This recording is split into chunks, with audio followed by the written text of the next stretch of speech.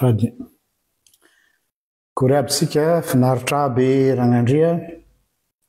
tonga soa eto amin'ny fandarana fanarakareo isaky ny zoma tolakandro amin'ny 9 androany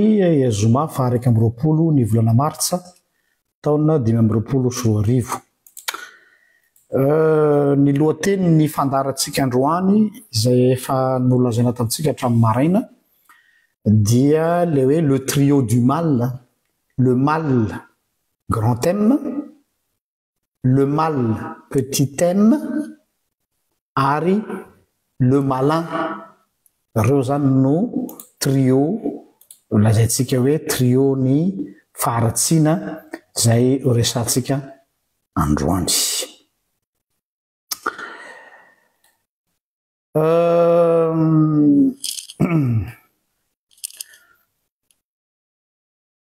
Ny zavatra zay azo lazaina hoe nanosika anao an'ity fandarana ty androany dia hoe mametra-panontaniana foana ny olona hoe avy aiza ny faharatsiana, l'origine du mal, d'où vient le mal. Dia ao anatin'izay le famaritana hoe d'où vient le mal zay dia hitako hoe misy zavatra mifangaro, mifangojo eo amin'ny compréhension du mal. Le mal petit M ve sa le mal grand M? Hitanareo ny différence n'izy mbola ho azavaintsika tsirairay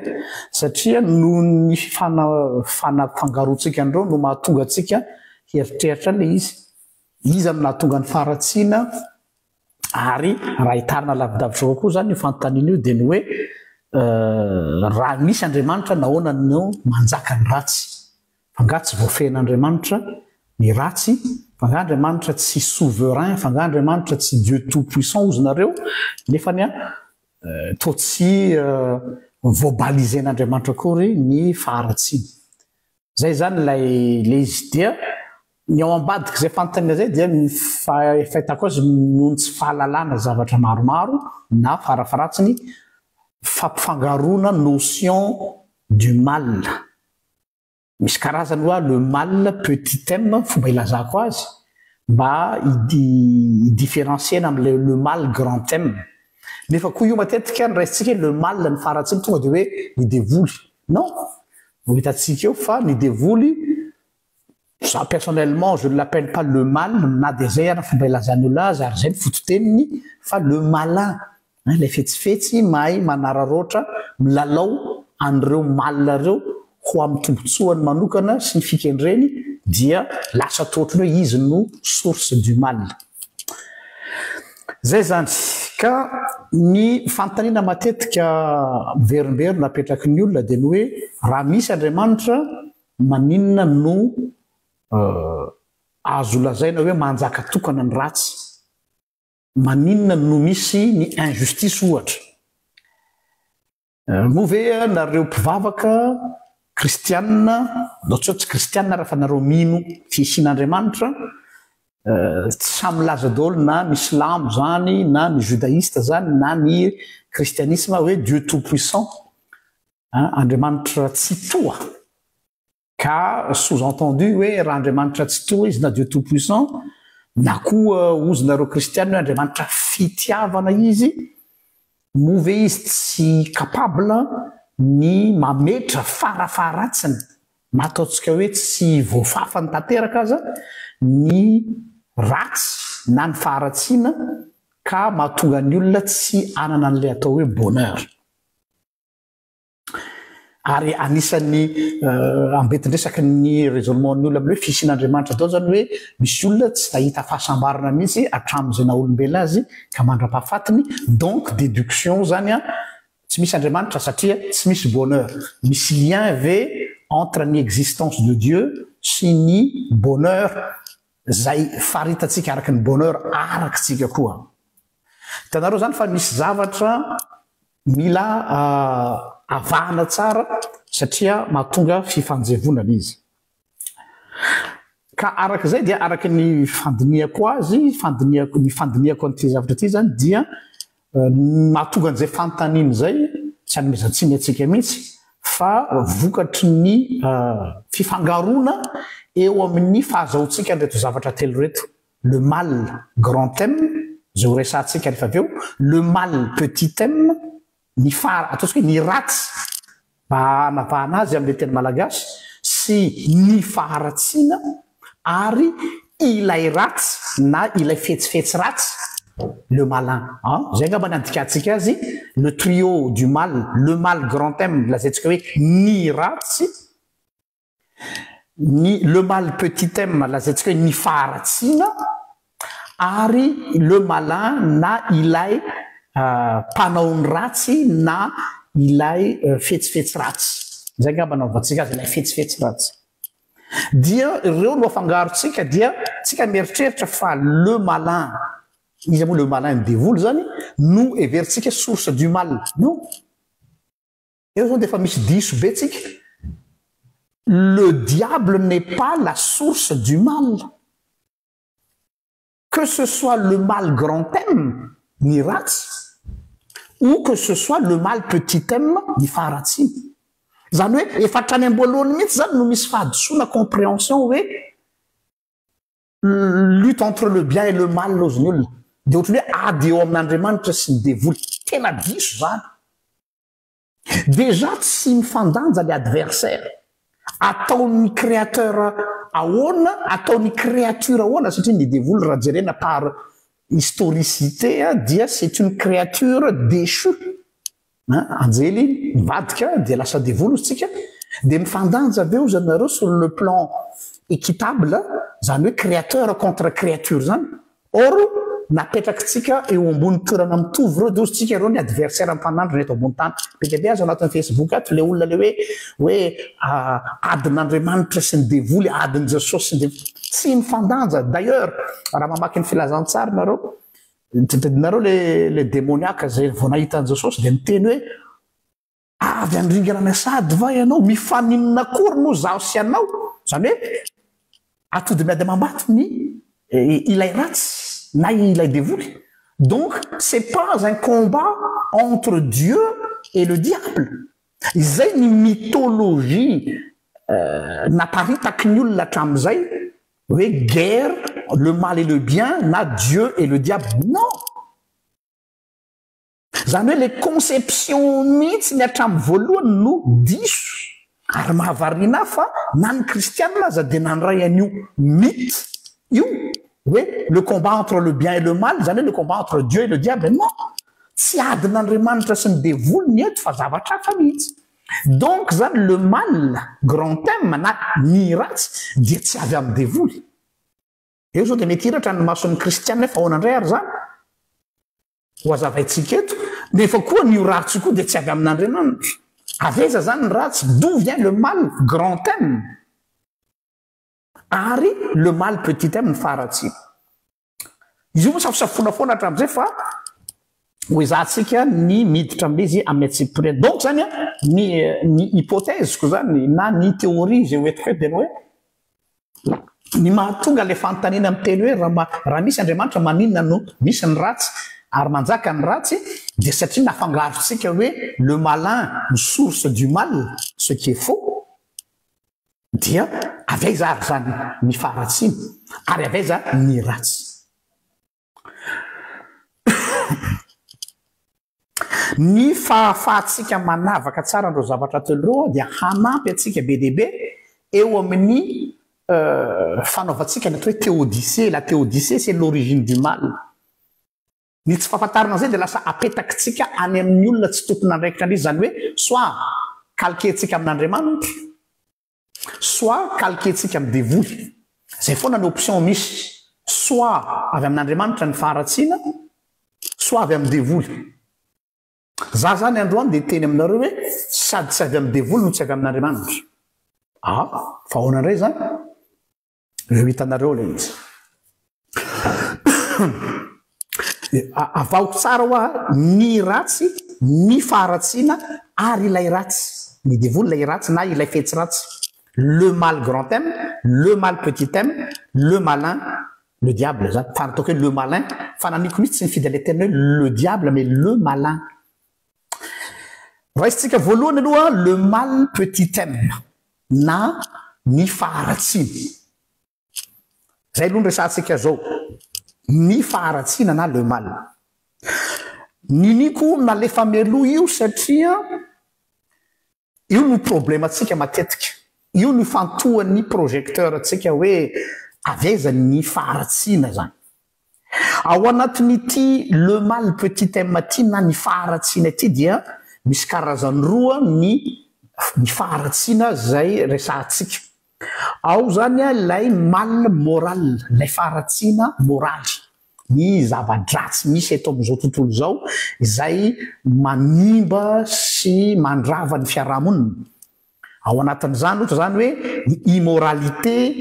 ny amoralité ny injustice ny guerre soratako omeko anareo eto zany hoe le miteny hoe le mal catégorie anankiray voalohany zany ao anatin'ny le mal dia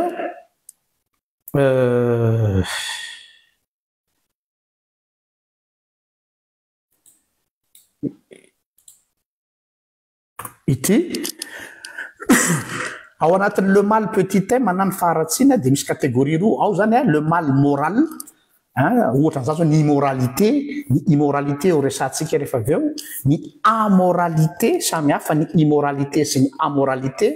ny injustice le hoe ny tsirariny misy eto am'izao tontolo zao ny guerre ny ady sy ny sisa sy ny sisa io ny catégorie anankiray dia ny catégorie anankiray izay resantsika dia le mal physique zany hoe ny zava-doza mahazo ny vatana dia meko anareo eto santionany zany fa tsy hoe ireo daholy fa mba azahoanareo an'izy zany ao an-tsainareo hoe inona zany no resantsika eto le catégorie faharoa le mal physique dia ao anatin'izany ny aretina le maladie ohatra hoe aveza ny raha aretina ohatra zazakely voateraka dia tonga dia voan'ny cancer tonga dia voan'ny ataontsika hoe maladie orpheline ho resantsika ao koa zany tsy rariny zany inona ny faharatsiny io zazy io ny tonga dia voateraka izy tonga dia araka le fanontaniana nataon'ny olona anjasosy tao amin'ny filazantsara hoe izy nanota le ty vasany ray aman-dreny noteraka jamby izy zany hoe le handicap na le fahasaponana dia c'est le mal physique izay injuste raha ny fijerintsika azy ire zany ao anatin'ity hoe mal daholy ny anomalie zany hoe ny zavatra tsy mipetraka amin'ny toerany tahaka ny handicap ny accident tsy hazavaina hoe amina laps de temps ohatra zao nandalo tao ambanina échafaudage dia grisa ilay tafo kapila dia nenjera dia juste teo amin'le olona dia maty sur le coup izy fa tsy ahoana nazavana ny reny hoe le mal tout ça c'est le mal petit m catastrophe naturelle ireo loza tsy tiako le terme hoe voajanahary j'aime pas ce mot satria ohatrany hoe andriamanitra zany miorchestre an'le loza fa amiko dia hoe loza natoraly na catastrophe naturelle désastre ny faharavana maro samihafa misy toy ny mosary sy ny sisa sy ny sisa reo zany le mal ao anatin'ny catégorie le mal petit m averiko le mal petit m na ny faharatsina dia ao ny le mal moral zay resantsika teo injustice sy ny guerre sy ny sisa le mal physique izay miresaka an'ireto zavatra nitenentsika eto reto ka kavady resitsika aloha zany le mal moral le mal le faharatsina ara-moraly ao anany voalohany am'izany le immoralité lay immoralité raha jerena amin'ny étymologique zany zany hoe amin'ny alalan'ny voambolana ilay im io dia manambara contraire le amoralité manambara tsy fisina le privatif le im de ohatrany hoe mifanohitra zany hoe zay zavatra rehetrarehetra mifanohitra amin'ny valeur morale rehetra ka ny fanontaniana mampieritreritra malasa saina dia hoe ohatra zao rehefa mahita olona atsika misy olona zao mety fatatsika nanao zava-doza surtout am'izao le situation mafana be fantatrao ny actualité atao Facebook dia hoe fa avy aiza io fironana ho amin'ny ratsy io ao anatin'ny olona, le penchant pour le mal. Eo le izy avy aiza io naturel ve ny fananan'ny olona fironana ho amin'ny faharatsiana, sa influencena zavatra izy nanao an'le ratsy. Débat be io sur le plan théologique, adievitra be io tsy tapitra hatramin'izao, ary débat be koa io sur le plan philosophique. Donc tsika tsy amelabelatra lavabe an'izay satria tsy zay koa natondrintsika fa milaza fotsiny hoe io le mal resantsika eto hoe faharatsiana naturel, zany hoe le olona mihitsy ve zany no efa manana fironana ho amin'ny ratsy naturany, sa non tsy hidirany resaka naturel izy fa influencé izy amin'ny zavatra iainany manodidina azy. Dia na ny andaniny na ny tsy hoe nandano sy fa na ny ray na le voalohany resantsika teo dia tafiditra ao anatin'izany ny resaka valeur morale. Ozytsika hoe tsy manana soatoavina intsony, nefa misy toe-javatra ohatran'ireny malaza amin'izao fotoan'izao ireny dia hoe efa tsy manana soatoavina intsony ny olombelona ozytsika. Ka inona moa le soatoavina, inona le valeur morale? Iza no mamaritra an'le valeur. Azadiny fa raha ohatra mitsara olona anankiray tsika ka hoe olona immoral le olona, dia tsy maintsy tsarainao à partir na valeur morale izay napetraky ny fiarahamonina. Qui dit fiarahamonina dia fiarahamonin'inona no nametraka an'le valeur morale? Fiarahamonina mpivavahana ve? Fiarahamonina traditionnel ve? Fiarahamonina groupe communauté anankiray ve no nametraka hoe ity ny valeur morale arahana, dia zay olona tsy manaraka an'io na mifanohitra amin'io dia lazaina hoe immoral. Donc amin'izay fotoan'izay ny immoralité an'le olona na ny mahatonga an'le olona ho lazaintsika hoe olon-dratsy dia satria le olona tsy manaraka an'le valeur morale napetraka na communauté anankiray. Peu importe les communautés, fa izay no fomba fandrefesantsika azy en tant que fiarahamonina zany. Ka miady hevitra zany dia ny hoe naturel ve le izy sa influencé amin'ny olona. Dia anisany ny olona miady hevitra lava be an'izany zao ohatra hoe i Baudelaire amin'ny ankilany miaraka amin'ny Saint Augustin, dia nieritreritra ry Baudelaire sy Saint Augustin hoe ny olombelona ozy izy dia manana fironana naturel ho amin'ny ratsy. Ry Baudelaire sy ry Saint Augustin no mitovitovy hevitra, mitovitovy fa tsy tena mitovy, ho azavay koa ny antony hoe heveriny ry Baudelaire sy ry Saint Augustin hoe manana fironana ho amin'ny ratsy naturaly ny olombelona. Zany hoe en quelque sorte ohatrany hoe fa ao anatin'le olona ihany le izy fa ohatrany hoe misy catalyseur fotsiny manaitra an'le izy dia miseho ety ivelany dia hita maso, hita poko, hita pirenena. Kanefany tsy tena mitovy ny hevitra izy reo lahy satria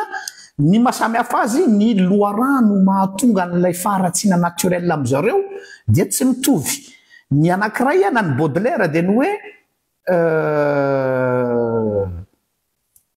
satria zay le olona, zay le nature an'le olona, zany hoe question na nature le izy inné raiky tapisaka ao amin'ny olombelona izany. Ny olombelona zany dia ratsy par nature. Saint Augustin indray dia milaza hoe vokatry ny fahotana le izy izay nataon'ny Adama eo amin'izay miditra le péché originel ka miteraka débat be. Donc zany amin'izay fotoan'izay raha olombelona rehefa manao ratsy dia satria le naturany maha ratsy azy tsy avy aminy fa misubira ny nataon'ny Adama ve izy. Eo zany dia efa misy débat ngeza be hoe oui manana faharatsiana natoraly ny olombelona satria faharatsiana natoraly io dia nolovany am'le atao hoe péché originel zany hoe péché originel amin'ny Saint Augustin dia péché héréditaire pardon héréditaire zany hoe tsy di nature héréditaire na ny Baudelaire ndray dia ny hoe non tsisy idirany resaka héréditaire io fa naturen'le olona mihitsy nefa ohatry zay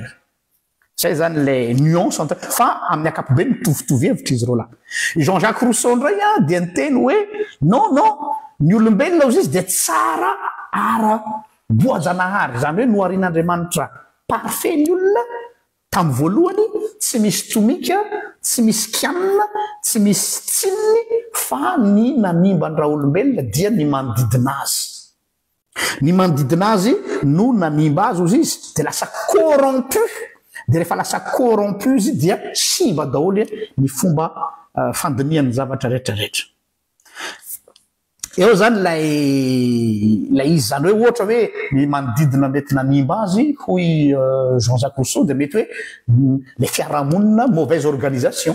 hoe sendra tafalatsaka tao anatina fiarahamoniny olona mila hoe miaraka amin'ny amboalambo dia amboalambo zay le mahatonga le fitenin'ny olona ohatr'izay tafalatsaka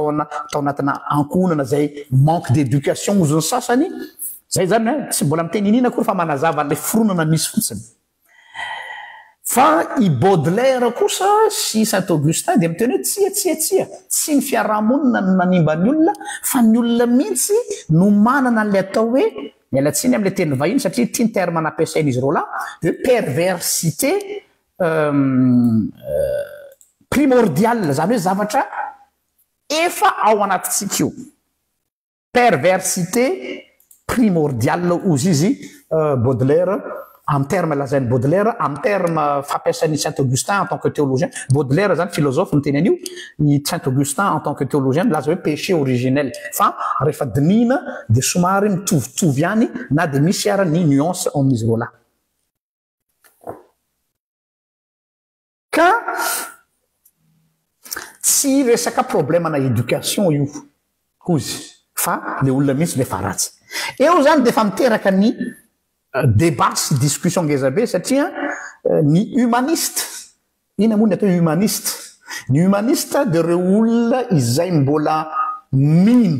sy manana espoir hoe ao amin'ny olombelona mbola misy zavatra tsara tsy tena rava tanteraka tsy tena simba tanteraka fa mbola manana espoir hoe mbola misy zavatra tsara ao anatin'ny olona anankiray ary iny partie tsara ao amin'ny olona iny azo trandrahana améliorena reny ny atao hoe humaniste les humanistes ratsotsorina dia ceux qui croient en la bonté naturelle de l'homme zany hoe ny olona ozy dia mbola misy zavatra tsara kely any ao anatiny ao dia iny no antenaina ho atsaraina ozy izy ny humaniste donc ny humaniste eto tonga dia tsy d'accord amin'ny Saint Augustin ny am'le péché originel tsy d'accord amin'ny Baudelaire ny am'le atao hoe perversité primordiale fa ny humaniste plutôt du côté de Jean-Jacques Rousseau hoe ny fiarahamonina no nanimba azy fa tsy izy no ratsy ao a idiratsika zay rehefa aveo fa etalentsika fotsiny aloha le izy donc zany tsy manao jugement loatra fa manao kazana constat mamela belatra aminareo fotsiny ny fanazavany olona ny amin'ny zavatra io faharoa manarakaraka zay dia ty hoe safady raha miresaka tsika hoe ny olona immoral zany dia le olona tsy manaraka ny valeur morale na tsy manaraka le soatoavina moraly apetraka dia ozytsika hoe apetrakiza tsy maintsy en référence na valeur morale efa misy dia misy ve zany ny atao hoe valeur morale universelle bon misy ny atao hoe droit de l'homme fa iny resaka droit fa tsy resaka valeur ny droit de zo fototra hoe arovan'ny lalàna erasam-pirenena na eran-tany ny zon'ny olona ny ohatr'izao fa le valeur morale dia misy ve zany ny atao hoe code moral universel standard arahan'ny olona rehetrarehetra ka iny tsy maintsy misaliny amin'iny dolidoly ny olona rehetrarehetra tsy hitatsika tsara fa samy hafa ny valeur morale en fonction na firenena anankiray, en fonction na civilisation anankiray, en fonction na religion anankiray. Donc zany na ny valeur morale aza dia tsy objective fa subjective. Ohatra fotsiny zao tamin'ny andron'i Jesosy de hoe maninona ianareo miara misakafo amin'ny olona mpanota, maninona ianareo tsy manasa tanana alohan'ny sakafo le manasa tanana tsy resaka hygiène fa hoe fampikasokasoka amin'izay Kristy, satria zay ny valeur morale ny tradition ny pharisien. Jesosy nefany tsy mety misaligné amin'izay valeur morale miforon'ny fariseo zay satria tsy zay ny azy ny valeur morale arahana. Hitanareo donc zany ny valeur morale afaka miova en fonction ny contexte, en fonction ny toerana, en fonction n'ilay vanim-potoana ary en fonction ny les civilisations misy. Eo zany no manahirana satria raha ohatra zao mivoatra mitohy foana ty tantaran'izao tontolo zao tia tsy fantatra tsony inona ny valeur morale raha afaka folo taona. Tsy mbadika ambony ambany ny zava-misy eto ambony tany, ny zavatra zay lazaintsika fa ratsy omaly lasa ho tsara rapitso, ary zavatra ratsy androany lasa tsara androany lasa ho ratsy rapitso. Donc le valeur morale zany mampametra-panontaniana ihany. Za tsy miteny hoe diso fa mampametra-panontaniana, miankina amin'izay ve ny mahatsara ny olona anankiray sa ny maharatsy ny olona anankiray. I Nietzsche ohatra zao, Nietzsche philosophe de niteny hoe problème eo izy ny morale dia raha amin'ny akapobe izy Nietzsche dia misy valeur morale karazany roa, ao izy ny valeur morale des esclaves. Nietzsche mo milaza an'izy ty meko anareo hoe tolay fomba ilazany Nietzsche azy, ny karazan'ireo izy dia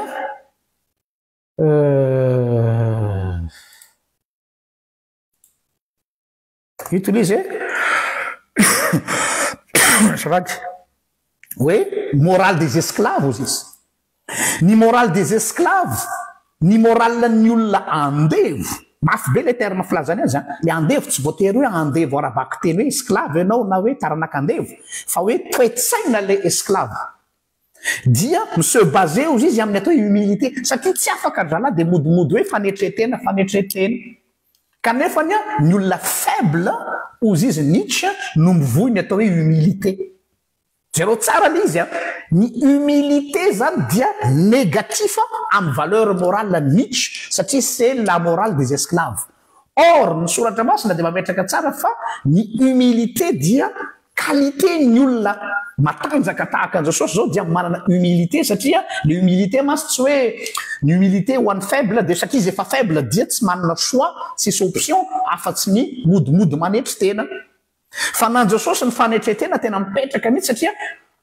raha ohatra izy amin'ny anatin'ny vanim-potoana ankareny-tsika zao nalainy devoly fanahy hoe ianao ne zanak'Andriamanitra ho vao tonga mofo vato de nanetry tena Jesosy, dikany nanetry tena de zao tsy nanao abus ny pouvoir nanana, zay ny dikany humilité ao amin'ny évangile. Fa tsy le humilité Nietzsche hoe raha napiatra ny fahefany Jesosy ka nanova an'le vato tonga mofo dia tafalatsaka ao anatin'ny fandriky ny devoly. Donc ny humilité dia karazana olona mifehy-tena tsy hanao abus de pouvoir. Or ary amin'ny Nietzsche ny humilité des marques de faiblesse ny faible. Tanareo donc les valeurs morales amin'izay fotoana zay tsy mitovy en fonction an'ilay paradigme, ny paradigme ny nan Jesosy dia hafa, ny paradigme Nietzsche dia hafa. Donc zay mahatonga amin'ny teny hoe relatif be ilay lazany hoe olona tsara sy olona ratsy raha arak'izay zavatra zay. Ny morale ny olona matanjaka, morale ny deuxième catégorie izy Nietzsche de la morale des forts. Les forts eto ndray tsy hoe olona manan-karena na manan-katao, tsy any. Fa morale des forts izy Nietzsche dia reo olona manana hoana filazany azy audace sy créativité. Eo fiara misy toetran'olo ohatr'izany hoe morale ny matanjaka mais morale ny mpandresy. Matetika ry zalahy mpanao développement personnel tian'izy io hoe ny morale ny mpandresy ny olona mahery dia olona manana audace, olona manana créativité. donc ozy izy a zay natonga Nietzsche nanenjika ny kristianisme satria à cause noho ny kristianisme ozy natonga lay moral ny esclave nakantoerany moral ny moral ny fort satria ozy izy ny kristianisme ozy izy dia mametraka amin'ny toerana ambony ny osa tanareo le lecture grave be le lecture Nietzsche ny amin'ny kristianisme or vao nyresantsika teo fa ny humilité dia manambara hoe refus de l'abus du pouvoir na Nietzsche ndray dia nyresiny hoe ny kristianisme ozy nanimbany io natonga ny hoe lasa fajakan'ny osa no atao référence dia tsy maintsy mitsinjo ny osa mba hitsinjovana ny resaky hoe équilibre sociétal bon avelatsika any amin'iny bref ny tiana tenena zany dia zao hoe ny mal moral zany resantsika teo le immoralité dia matetika arakaraky ny fiarahamonina io en fonction ny société misy anao ny mal moral eto Madagascar mety tsy mal moral en Europe ny mal moral en Europe tsy mal moral en Madagascar ny mal moral io koa na ny immoralité koa dia en fonction ny valeur no raisinao na nomenanao hatramin'ny fahazaza zany hoe valeur morale natolotry ny fianakavianao na ny ankonanao d'ailleurs eto vao mieritreritra hoe mety ho zay angambany traduction an'ny Saint Augustin le hoe le fahotana nolovana dia satria nolovana tamin'ny ray aman-dreniny dia am'izay fotoana zay nefa rehefa tena zoina tsara hoe héréditaire ve ilay péché am'izay fotoana zay sa mimétisme le mimétisme masy dia le hoe makatahaka mireproduire an'le zavatra nataon'ny ray aman-dreny iny le mahatonga an'le resaka tadinareo le resaka tsika ny amin'le atao hoe le fandarana nataontsika le hoe malédiction familiale dia everiny olona hoe misy malédiction na fanahy avy amin'Andriamanitra dia mireproduire an'ilay échec misy teo amin'le fianakaviana dia tena misy any amin'ny gène n'le fianakaviana mihitsy no mireproduire an'ilay faratsiny or azo eritreretina koa hoe mimétisme ozy tsika tan'izay fotoana zay ivereny kely iny no fa avelatsika any ny amin'iny aloha donc zany ny tiana rosana dia hoe valeur reçue voaray tamin'ny toerana zay misy azy dia ny valeur morale koa am'izay fotoana zay mipetraka ny maha-morale hoe araky ny morale izy en fonction an'ny hafa zany hoe ny fahafahanao dia tsy maintsy miankina amin'ny fahafahan'ny hafa ny conduitenao zany dia conduite dicté ny fisiny hafa dangereux koa nefa zay zavatra zay hoe conduite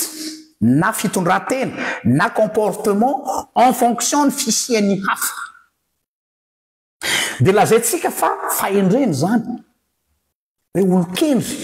iny olo iny satria mahay mitondra tena eo anivon'ny fiarahamonina dia mety mahazo bravo be izy amin'olona kanefa rehefa tena zoinao izay définition zay raha ohatra zany ka tsy misy an'ilay fiarahamonina misy azy intsony izy fa ataontsika hoe mipetraka amin'ny toerana anankiray tsisy fiarahamonina donc zany izy ho karazana soavaly tapako fe dia ivivre à l'état sauvage hanara-po amin'ny ratsy satria tsy misy an'ilay l'autre asarazonareo le raisonnement hoe l'autre zany no mahatonga azy mifehy tena dia ezaka hifehy tena satria j'ai un voisin à côté dia mba tsy anelingelenako an'ilay voisinko mba tsy anelingelenako ny fianakaviako mba tsy anelingelenako ny fiangonako mba tsy anelingelenako ny mpiara-mivavaka amiko dia je vais essayer d'être manana conduite tsara tsy haiko aloha fa pour moi ça sort de l'hypocrisie zany hoe tsy tena réel le izy fa miezaka manana conduite comportement par rapport ny fisiny hafa or zay zavatra zay lazainy fiarahamonina hoe olo-kendry izy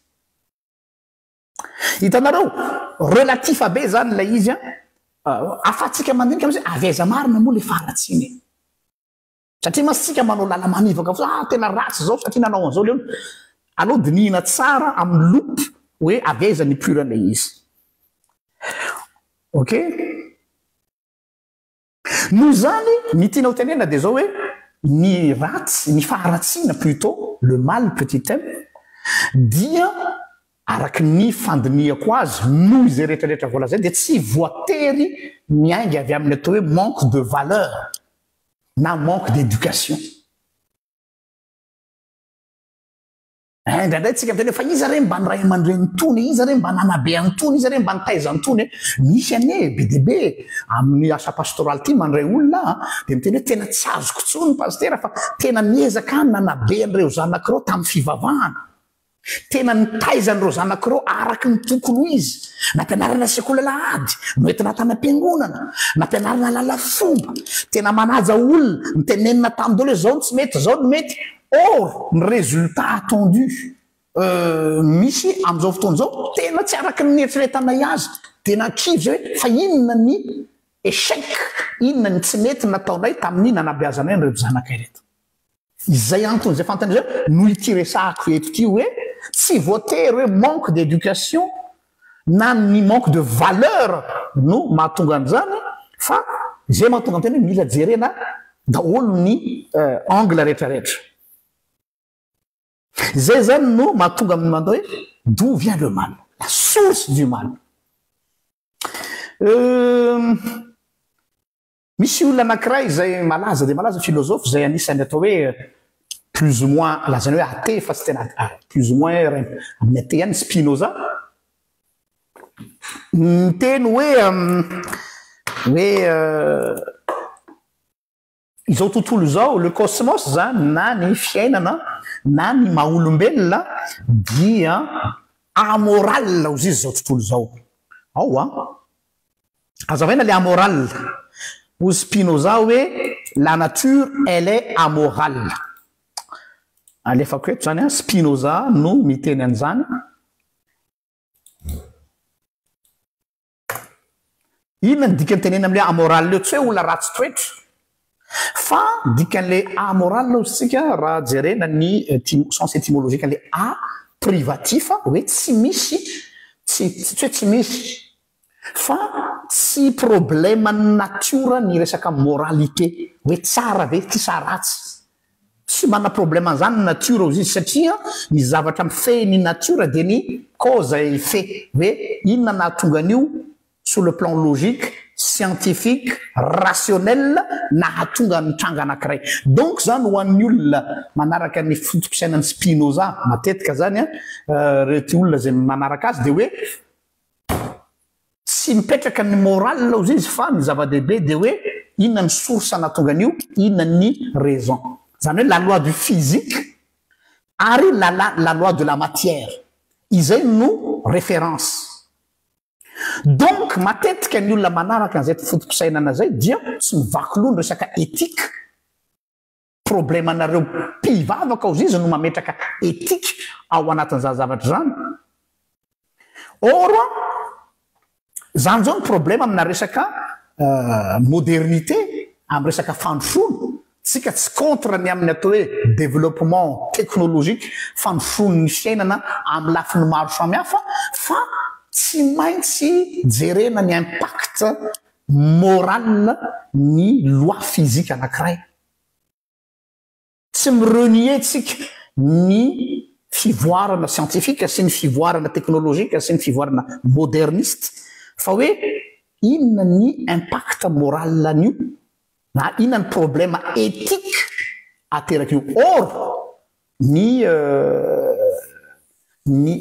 scientifique entre guillemets manaraka ny Spinoza dia amoral izy. Le amoral tsy priorité ho azy zay ngamba izy. Tsy hoe olona ratsy toetra, aloha azavaina tsara lesaka. Tsy hoe tsy ratsy toetra fa tsy priorité ho azy ny resaka moral fa priorité azy ny resaka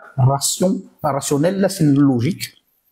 Secondaire ny resaka éthique. Or nefa ny raha vao zay le izy dia tsy ho voafehy raha ohatra ka hoe ny lalàna ny atao hoe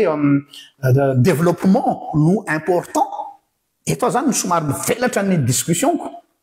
Raha mitentsika hoe ny développement, ny fandrosoan'ny firenena anankiray no zava-dehibe, move critère anankiray azo hijerena firenena anankiray développement tsy misy conséquence morale zareo fotsiny zao aty amin'ny tany soi-disant mandroso tellement zany miazakazaka be ny développement technologique dia tsy maharaka an'ilay fivoaran'lay développement technologique ny éthique di lasa tavela théorina atsika de ohatrany hoe manenjika avy ataorina zany ny éthique ny développement lasa eo aloha donc fantanina mipetraka hoe move le développement technologique na le fandrosona no fenitra mibaiko sa mila arofanina éthique ohatran'izany zao ny resaka transhumanisme am'izao fotoana zao le resaka hoe boostena ny cerveau-ny olona anankiray augmenté sy ny sisa inona ny impact éthique an'izany sy ny sisa sy ny sisa anao vazivazy kely aminareo fotsiny tsy vazivazy fa réali anecdote any Suède mandeha le resaka le fandrosona ty amin'ny resaka hoe droit de la femme ho anareo féministe dia vous avez poussé le bouchon très loin ohatra hoe miralenta tsisy maharatsy an'izany hoe miralenta mitovy zoa sy ny sisa donc nandeha hatraminy hoe lasa crime raha ohatra ka misy lehilahy zany ataotsika hoe draguer entre guillemets une femme dans la rue c'est mal vu am'izao fotoana zao ty Europe ary azo torina hoe harcèlement izany inona ny conséquence an'le izy am'izao tsika miteny zao be dia be ny cadre aty Europe vehivavy izay efa tonga amina certain âge tsy mety tsisy mahazo vady intsony na tsy manambady satria tsy sahy intsony ny aborder an'ilay vehivavy any amin'ny milieu professionnel satria matahotra hoe efa misy lalàna be dia be natsangana ka afaka mitory rehefa avy eo le vehivavy de tsisy sa de farany imaginenareo hoe collègue de travail miara-miasa dans le même de bureau même département tsisy sa miaborder resaka amina ataotsika hoe relation amicale na amoureuse de voatery zareo mandeha any amin'ny atao hoe inona filazana izy ty le speed dating amin'ny alalan'ny internet any zany zareo vao hoe za mitady vady zasisa de avy eo rehefa manao speed dating zareo mifanena zay zareo vao mifankalana ve anao mpiara-miasa amina département informatique ana ihany nao tanareo le izy pour vous dire hoe le développement à quel prix le mal est là à cause du développement le développement efa netreretitsika hiépanouir ny raha olombelona hampandroso any raha olombelona hanana ny raha olombelona bonheur or mivadika malheur ho an'le olona exemple anankiray be dia be ny azo resahana fa mba azahoantsika n'izy hoe les sources du mal rehefa netreretitsika hoe ny raison no mandeha ambony indrindra kanjo ny raison zay mitombona tsara ara mathématika tsara raisonnement tsara tsy vendrana fa tena logique ny créer problème éthique les problèmes éthiques tsy voatery en fonction ny mampivavaka tsisy idirany fivavahana ny éthique zany ohatra hoe éthique politique éthique professionnelle éthique médicale fomba fiteny daholo zany fa hoe ny impact moral lany am'le olona no resahana ambadiky ny éthique donc zany pour vous dire hoe le mal est partout mieritreritsika hoe ao anatin'ny développement or ny créer mal la izy d'où vient le mal zany rehetra zany no exercice tsy haiko philosophike ave fa laza zany théologique ihany koa rationnel mba tonga atsika tsy eritry hoe devoly tanareo zao fa tsisy devoly misy am'resaka eto fa zavatra fiainatsika andavanandro de fa azo andinihana an'le izy avela koa le mal moral satria lasa varinantsika idiratsika am'izay dans deuxième temps le mal physique lay loza ara-batana ohatra zany ny maladie zany na ny aretina zany avy aiza ny aretina ny problema ho an'ny olona piétiste sy puritaniste dia tonga de mieritreritra hoe ny aretina de avy amin'ny fahotana je suis pas d'accord ny aretina de tsy voatery avy amin'ny fahotana tsy ndriky hoe tsy voatery mety possible dans quel sens dia ny maladie zany dia mety ho fruit mety hoe aho vokatry na cercle vicieux hainareo zany cercle vicieux zany tsy ngeriny ratsy ozy tsika malagasy zany hoe inona cercle vicieux mety natonga izy ohatra ny hygiène de vie anao manana hygiène de vie bordelique mialatsiny amin'ny terme tsy mijery anao ny karazana sakafo miditra am'vavanao fa zay rehetra hita am'vavanao dia haninao daholo dia iny créer cercle vicieux mamparary anao dia ao ndray koa ny hoe ny aretina mety vokatry ny faratsy-panahy ny olona méchanceté ohatra misy hoe mosavy ozy tsika ataony olona na gafy tsy voatery mosavy koa zany fa ohatra hoe méchanceté ohatra zao hoe ny pollution ny sakafo tsy manaraka ny norme izay ataony olona satria ny olona mitady tombom-barotra betsaka dia rehefa mitady tombom-barotra betsaka izy dia asiny zala-karbonetra ny vary hoaninao satria am'izay mba mahazo betsaka dia micrée maladie d'estomac dia iteny venao am'izay fotoan'izay fa lahatra avy amin'Andriamanitra namparary vavony anao nefany avy amin'ny égoïsme sy méchanceté ny olona ohatra fa misy koa eto am'izay tsika zany hiditra lalina am'izay le hoe aveza ary le izy hoe avy amin'Andriamanitra aveza izy misy le hoe maladie orpheline ireo aretina izay tsy fantatra hoe inona nahatonga an'le izy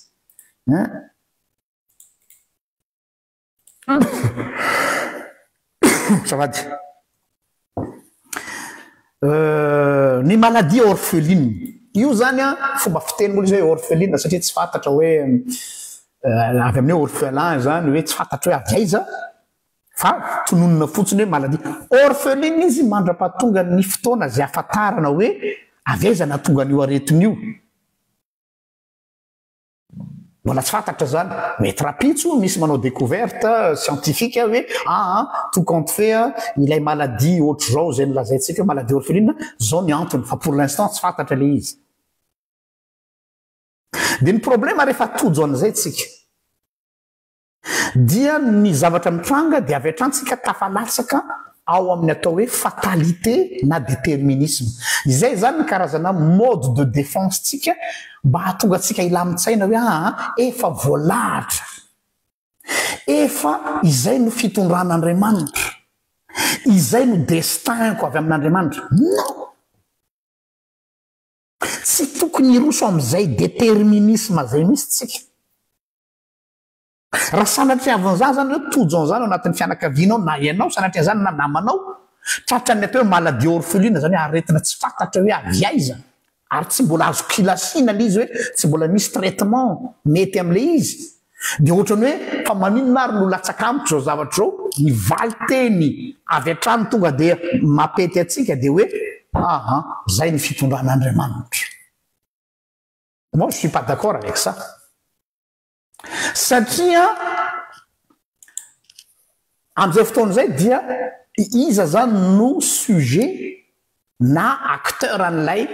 aretina mahazo anao forcément zany dia Andriamanitra ao ambadika zany misy fanomezantsiny hoe torabato avy any an-danitra moa izy teo izy ny mpamangy manjo zay ka dia tsy azo ialana fa dia zay totonany eo donc zany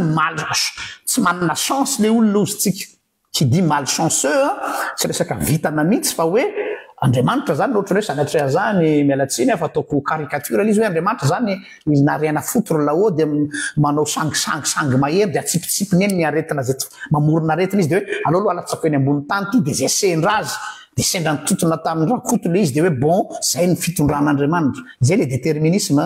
sy lay fatalité dia zay zavatra zay nefany lasa enta-mavesatra ao anatin'ny olona ka manimba ny relation le olona amin'Andriamanitra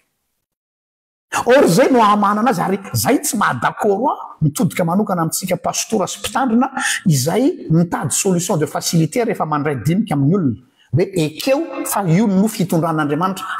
fa maninona no tonga dia scotchenareo na identifienareo amin'Andriamanitra le izy fa maninona tsy ekenareo en tant que tel hoe maladie orpheline io mbola tsy fantatra hoe inona ny antony oui il faut nommer un chat ozy vazaha zany hoe maninona atsika no miala zigle mialatsiny amin'ny terre dia il faut trouver toujours un coupable caractère toetran'olombelona io hoe tsy mety milamina ny saitsika tsy mety manaiky ny saitsika raha tsy misy explication le zavatra miseho tahaka n'le mpianatra tamin'ny andron Jesosy nahita n'le olona teraka jambo de tonga de avy hatrany de hoe non c'est pas normal oui c'est pas normal oui tsy mety io fa inona ny tonga de inona moa le système na autodéfense ny olona mba ahafahany mampio ny tena tsy maintsy mitady coupable atsika izany nanota le ty vasany ray aman-dreniny azonareo zany hoe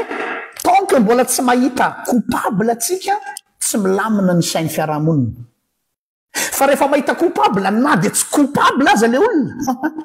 jereo tsara le phénomène de société misy am'izao fotoana zao fa izany izy tant que tsy mahita coupable affichena en public hoe irakoto ny coupable de tsy mety milamina le fiarahamonina fa mbola misamoaravoara hoe ka zao agnano zao fa au moins rehefa fixé le tena misy zavatra tsy mety nataony papa sy mama angambany de aloha de zay votony aho hoe zay zany les consciences humaines zany de tsy maintsy mitady coupable foana za zany tenteny am'zay hoe c'est un mal physique c'est comme ça une maladie orpheline aretina tsy za milaza aminareo na misy olona teo ambany fiahiko tamin'ny fiangonana zenety koa manana n'io maladie orpheline io rehefa tonga mamangy azy dia tena lazaiko anareo hoe tsy ny zavatra sanao le fait d'être avec miaraka aminy miara-mizaka aminy tsy mamenatra koa raha miaraka mitomany aminy satria ao anatin'ny fanaintainana izy rehefa mietsika le crise mangifiry izy tsisy ninona azo atao mivavaka zay bien sûr fa le fait hoe d'être là de ozy le olona hoe matsiaro soulagement ozy izy rehefa mba eo ianao mba juste ohatran'ny hoe adiniko kely izy fa le être avec au lieu de trouver hoe hitady explication bancale io misy tian'Andriamanitra tongavana aminao am'izay ianao mba ce qui ne te tue pas te rend fort mais non aza miditra amina expression ohatr'izany sy ny kilalao maloto ohatr'izany satria lasa mamorona zavatra tsy misy utile io mety aminao io sitrapon'Andriamanitra io fa misy fikendreny aminao ahoana ny asainareo manao avocat de Dieu amina zavatra zay tsy anananareo contrôle io le mahatonga anay miteny eto amin'ny pejy eto hoe à force d'être l'avocat de Dieu vous devenez des avocats du diable de imaginez ange hoe nareo mametraka faux espoir am'le olo hoe tena misy fikendren'Andriamanitra aminareo amin'io mikatrany maladie orpheline le olona marary mafy le olona dia noriran'ny l'espoir ny olona donc zany entre guillemets tsy ho fatiny ty aretina ty donc zany hoe tsy aninona ana ty fa juste provisoire fotsiny nahazo ao fa misy zavatra tsaratsara kokoa manan'Andriamanitra ho ara-pitso maty le olona ny apitsony supposons na maty izy afaka herinandro ianao nefa niteny an'izay tamin'le fianakaviana ray amantolo nampahery azy efaly ianao satria nahazo résultat vonjo maika hoe amboniny moral move ny fanambonina moral le olona à tout prix justifier an'ilay zavatra nataonao hoe any zava-dehibe rapasy de rehefa miakatra ny moral ny olona de zay fa miakatra ny moral eo amina lay miakatra ny moral eo amina n'importe quoi eo ambonina onaona de ny conséquence n'izay zavatra nataonao zay ao anatin'ny fotoana voafetra izy niakatra ny moral falifaly izy de io zany hoe naomby ny fampaherezana nataonao fa ny zavatra lazainao diso na mandainga entre guillemets ary nataonao amin'ny anaran'Andriamanitra napetraka eo ambavan'Andriamanitra satria ianao milaza fa mpitondra ny afatr'Andriamanitra mivokatra zay io fianakaviana ray amantolo io rapitso tsy te hiditra ampiangonana intsony io fianakaviana ray amantolo io rapitso tsy te hivavaka intsony satria milaza le mpitondra ny afatr'Andriamanitra fa misy fikendren'Andriamanitra aminareo amin'io fa ereto olo fa mbola misy zavatra tsara azonareo raha afaka pitso or le olona maty sanatrean'izany hitanareo ve le dégâts tiako azonareo tiako tenenina donc ne jouez pas ce jeu là satria vous croyez faire du bien à la foi chrétienne mieritreritra nareo ohatrany hoe manao avocat nareo nefa vao maiky nareo manimba zavatra mety pour toujours io olo tsy erika tsao ny fivavahana zay mahatonga teny hoe ekeo le izy marina fa tsy mora tiako le ekena tsy hoe ekena hoe defa mifalifaly tsy zay hoe io le izy manao constant le maladie orpheline nareo a dia souffrer avec tsy adala de sosy tena miaraha mifaly am'izay mifaly ary miaraha ory am'izay ory no zay ny amin'ny resaka aretina resaka catastrophe naturelle ndray na resaka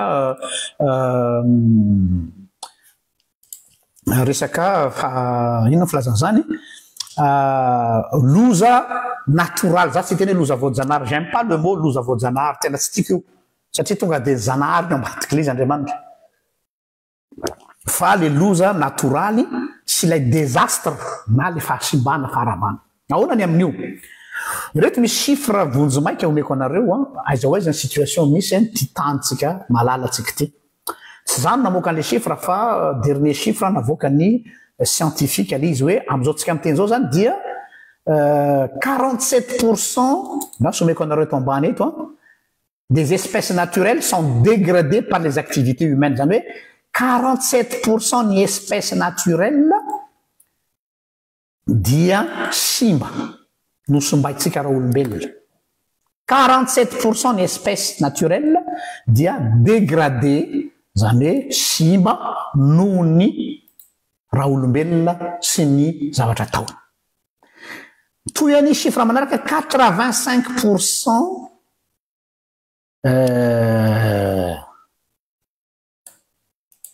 85% des mammifères sauvages en biomasse potika ihany ko noho isika olombelona satria masy tenentsika hoe loza voajanahary non tsy loza voajanahary fa loza vokatry raha olombelona 85% ny mammifères sauvages en biomasse ny biomasse zany dia fitambaran'ireo matière organique izay azo ampiasaina ho amina source d'énergie nanjavona zany disparaître zany 40% ny espèces amphibiens dia menacé d'extinction zany hoe tsy ho hita intsony 45% ambony be zany 40% pardon ny espèces amphibiens ary 1/3 ny récif corallien dia potika ina le récif corallien ilay récif eny amin'ny ranomasina izay miaro ny sisimoron-dranomasina mba karazana barrière barrage naturel io zany miaro ny morotsiraka contre ny cyclone contre ny tempête tropicale contre ny fikohan'ny na ny érosion ozy izy tsika izay miabsorbe ny manalefaka ny herin'ny onjan-dranomasina io récif corallien io dia zavatra napetraka ny zagnahary napetraka andriamanitra hiaro ny morotsiraka amin'ny force ny vague sy ny sisa akoatra ny lafiny resaka momba ny biby ao anaty ranomasina zany tsy resantsika donc redinina zany zay zavatra dia zao hoe isika ihany no mandrora am'tsilany isika ihany no mamely ny tenatsika dia rehefa tonga am'izay le no voajanahary dia ozytsika hoe tezitra andriamanitra mikapoka andriamanitra tonga ny andro farany ozy ny sasany io ary le lazainy apokalypsy miomana raha olombelona fa maditra loatra raha zanak'olombelona ka dia io ary izy fa hiaran'ny loza maro samihafa oro izany nanotonga le izy ianao za zany hoe sika raha olombelona nanimba le zavatra dia tsy teo responsable atsika dia mandeha am'le fatalisme mandeha am'le déterminisme dia hoe zay ny fitondran'andriamanitra tsy maintsy misy farany zavatra rehetrarehetra c'est trop facile zay mahatonga ny problème atsika olombelona dia mitady coupable foana donc efa manomboka mazava ao anatin'ny sainareo d'où vient le mal tsy avy amin'andriamanitra mbola ho avy koa le devoly ohatrany tsy avy amin'ny devoly koa fa ohatrany azonareo nytiako tenena ohatrany manodididina anao eo ihany d'où vient le mal donc isika ihany no micréer problème ho atsika fa ny olana dia zao isika tsy teo responsable ao iaho dia apetrakytsika any amin'ny zavaboary ny responsabilité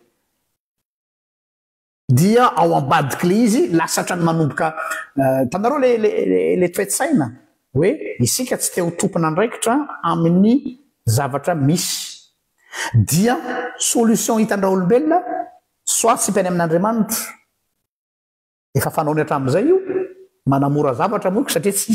hita maso Andriamanitra dia c'est facile de mettre ça sur le dos de Dieu soit apetrany any amin'ny devoly mafy be ny atakany devoly amin'izao andro faran'izao paster ka zany dolo mahatonga an'ireny java-doza amin'ny soetsero reny ny devoly dia lasa manao apologie du diable micélébrer devoly kristianina no miteniteny foana eto amin'ny Facebook hoe tena miasa ny maizina tena miasa ny devoly mahatonga ny rehetrarehetra reny c'est facile aussi de mettre ça sur le dos du diable quand on ne veut pas être responsable ary ity ny fahatelo anankiray koa rehefa tsy atao any amin'Andriamanitra na tsy atao any amin'ny devoly dia hoe alefa any amin'ny dame nature any amin'izao tontolo any amin'ny tany ny responsabilité ka io tany io anie misy hasiny io tany io anie ka manana ny pouvoir ka noho zany dia la nature est plus forte que l'homme zany hoe izao tontolo ny nature dia lasa ohatrany hoe misy idéna croyance ao ambadiky le izy foronina zay misy le izy foronitsika le croyance am'le nature satria miarranger atsika zay zavatra zay am'le responsabilité zaratsika zo tanao ohatra le akizy anankiray ohatrany rehefa asainy dada sy mama hoe mila mihinana légume ianao na hoe mila mihinana fanafody ianao izy tsy nanao zany tsika dia tamin'ny andro tadidiko tamin'ny andro taloha le zarana anivakinina dia rehefa tonga eo am-pandrina zany ry papa sy mamao dia tsy hoanina le anivakinina fa le atao any ambany farafara zarara misy an'le fandrina dia tsipy any ambany fandrina any le fanafody kanjo jerena ny apitsy maraina mamafatrano ny mpanampy sy ny olona oatrano tratra daholo hoe tetracycline antibiotique nivakinina amoxycycline lasa ohatran'ny pharmacie de garde ao ambanin'ny farafara ohatry ray koa nataony olona amin'ity zavatra ity hoe alefaso any amin'ny zavaboary any dia namorona croyance ny olona za zany tena anisan'le mivoy hoe ny croyance io le finonompoana dia zavatra foronina mba hiarranger ny responsabilité ny olombelona dia il crée mamorona croyance le olona dia iny croyance iny avy eo no lazainy am'izay misy fady misy zavatra tsy azo atao dia idiratsika zay rehefa avy eo ararotiny devoly zay ben c'est du pain béni ohatrany hoe enao zany miantso loza enao tena ty misy fanahy ratsy miasa amin'io zavatra io fa tena tandremo dia ozy ny devoly merci pour le cadeau ohatrany hoe enao zany mitondra sakafo ambony plateau any devoly tira devoly fa kepokepoy aho dia tamy koa le devoly zay le mamalin azy azonareo am'izay le malin il profite de la situation ararotiny le toe-javatra dia na zavatra tsy misy idirany aza le izy dia hitsofoany devoly am'izay dia io tokoa fa misy zavatra mitranga paranormal areo ny tsy tovizako amin'ireo namako rationaliste hoe oui marina nanareo hoe misy la loi de la nature fa rehefa ny olombelona tsy teo responsable dia mamorona croyance loha dia azony devoly atao ny miditra ao anatin'ny dame nature mba afahany mamitaka ny olona c'est ça le malin za tsy miteny hoe ny devoly nanimba zavatra fa le devoly ny profiter an'le situation de faiblesse teo am'le olona izay nametraka n'lay opportunité teo ambony plateau volamena mbola idiratsika zay rehefa avy eo dia les croyances zany am'izay fotoana zay lasa système de défense foron'ny raha olombelona mba ahafahany miala am'le responsabilité dia io le lazain'ny théologianina hoe panthéisme filaza azy zany hoe finoana hoe misy fanahy na Andriamanitra ao anatina fanahy ao anatin'ny zavaboary zay ne ny antony mahatonga an'ireny olona manompo vato miakohoka amin'ny ranomasina miakohoka amin'ny lavabato miakohoka amin'ity karazana zavatra rehetrarehetra ity satria izy no aona zany transférentsika nakany am'ireo nature reo ny responsabilitétsika zay tokony raisitsika dia lazaintsika hoe misy fanahy miasa ao mba hijustifiavantsika n'lay zavatra dia iny lasa atao hoe panthéisme. Le panthéisme zany de le hoe andriamanitra ao anaty nature. Jereo am'izao fotoana zao exploiter ny écologiste mafy be io zavatra hoe mialatsiny aminareo écolo misy ny vrai écolo mba finaritra ny olona tena piaro ny fiarahamon'ny tontolo iainana amin'ny hoe fiarovana ny ala sy ny sisa fa dangereux am'izao fotoana lasa misy religion écologique hoe mila connecté amin'ny nature ianao misy olona mandeha any amin'ny makany anaty ala dia mampomely izy fa tsy mampomely mihitsy le satria zay le fitaka dia hoe mila connecté amin'ny hazo dia misy sasany manoroka le hazo ohatrao dia hoe